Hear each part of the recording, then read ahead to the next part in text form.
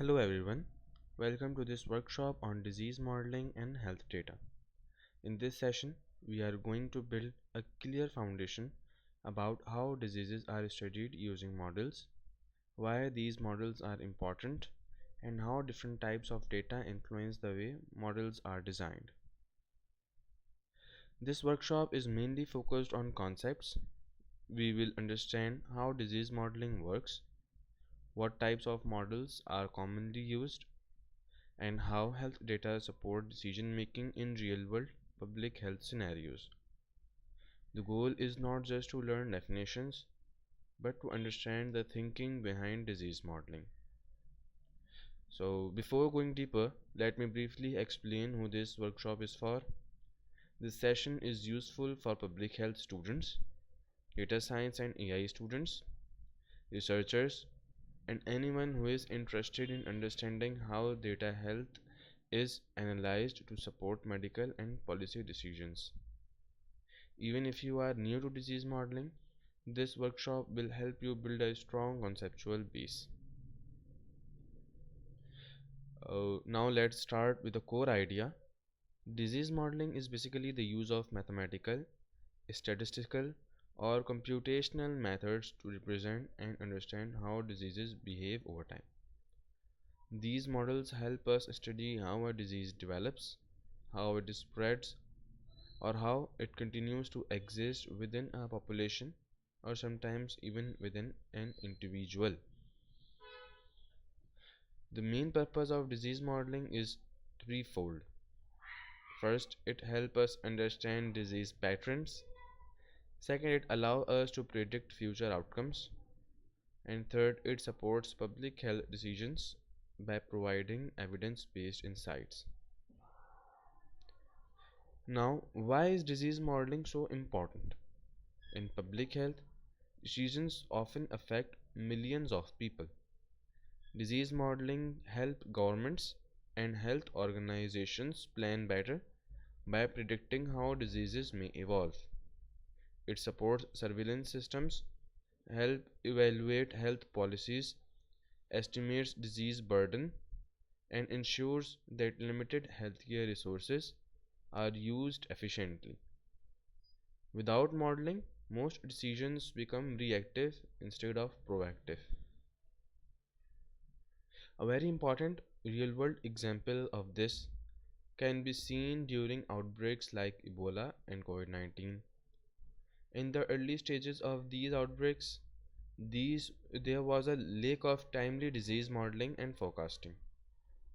Because of this, many decisions were delayed, such as lockdowns, travel restrictions, and hospital preparedness.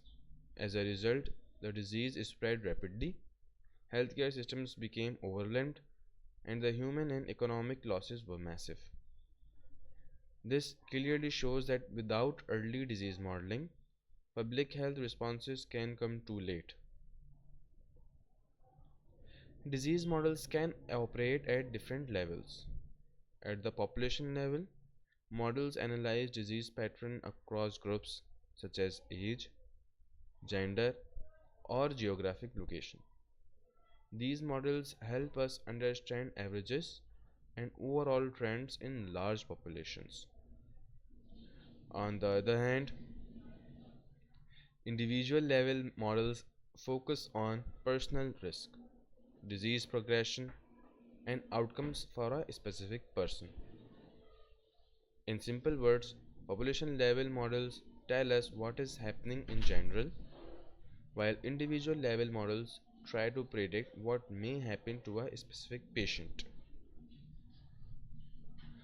You might wonder why we need so many different disease models instead of just one. The reason is simple. Diseases differ in how they behave biologically. Data availability is not the same in every country or healthcare system. Research questions are also vary, and there is often a trade off between keeping a model simple and making it more realistic. Because of these reasons, multiple disease modeling approaches exist. Broadly speaking, disease models can be divided into several categories. Some models are mechanistic, meaning they are based on biological processes. Some are statistical, focusing on relationships observed in data. Other are machine learning models, which are more data driven. And finally, there are dynamic models that explicitly capture how disease change over time. One of the most well-known mechanistic models is the SIR model. This model divides the population into three compartments: susceptible, infected, and recovered. It relies on simplified biological assumptions to describe how people move from one state to another. These models are easy to understand and interpret, but their simplicity can limit their ability to capture complex real world situations. Now, moving towards the second type, which is statistical models. Statistical models, such as generalized linear models (GLM), take a different approach. They focus on identifying relationships between risk factor and disease outcomes.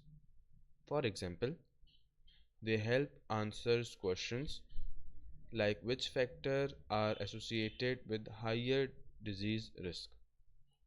One major advantage of statistical models is that their results are usually easy to interpret. Now, the third type, which is machine learning models. Machine learning models work differently. Instead of relying on predefined assumptions, they learn patterns directly from data. Examples include random forest and gradient boosting models. These models often provide high predictive accuracy, but their internal working can be difficult to interpret. And now the last one, which is dynamic continuous time models. Some diseases require models that explicitly capture how processes change continuously over time. Dynamic or continuous time models are designed for this purpose.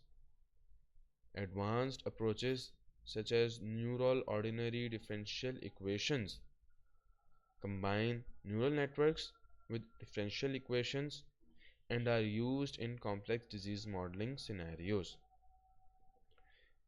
And there is a brief comparison between the types of the model that we discussed above. Each type of model comes with its own strengths and limitations. Simpler models are easier to interpret and require less data.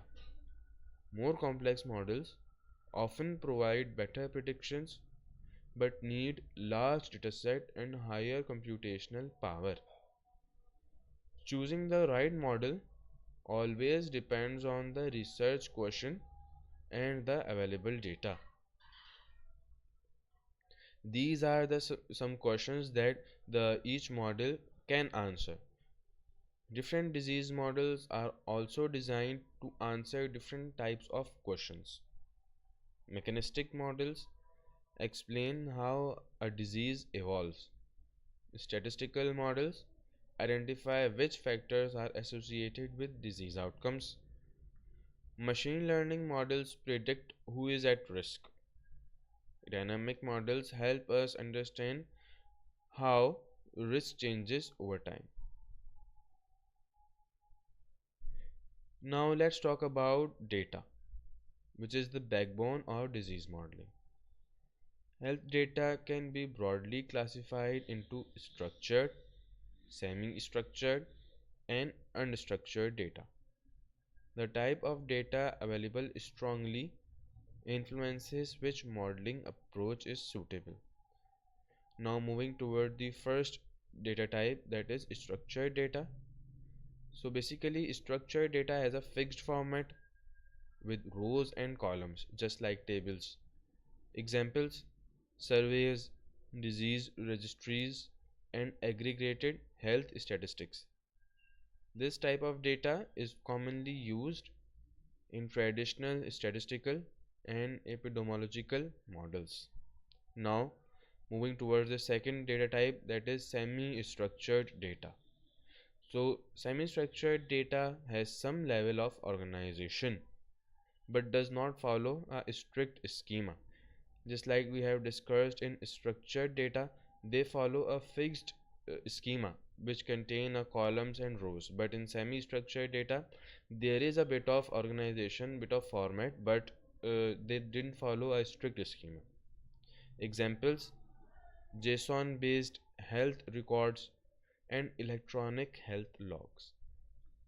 These data types are very common in modern healthcare systems. Now, the third one, which is unstructured data. Basically, unstructured data has no predefined format. It is completely different from the above two data types because the both data types that we discussed before have certain kind of structure or schema, but it doesn't follow any structure or any schema or any format. So the unstructured data has no predefined format. This includes clinical text notes, medical images, and signals from wearable devices. Analyzing this type of data usually requires advanced machine learning techniques. Finally, it is important to distinguish between observed data and estimated data. Observed data is directly measured, while estimated data is generated using models and often combines multiple data sources. Estimated data usually comes with uncertainty intervals, and understanding this distinction is essential for correct interpretation. Now, the key takeaways include: disease modeling is a powerful tool that supports public health decision making. Different models serve different purposes, and the structure of data plays a key vital role in model selection. These fundamental concepts are essential for understanding more advanced disease modeling application. Means the model you select mainly depends upon what is the research question that you are going to answer and what kind of data you have got for the certain kind of your research, that the data you got for the research. So whenever we are doing a research modeling, so we have to consider a model which support the data we got, or which and which also support the research question we are going to discuss. So in this lecture we have discussed all the theory related the disease modeling, and in the next lecture we will take it to the next level. Okay.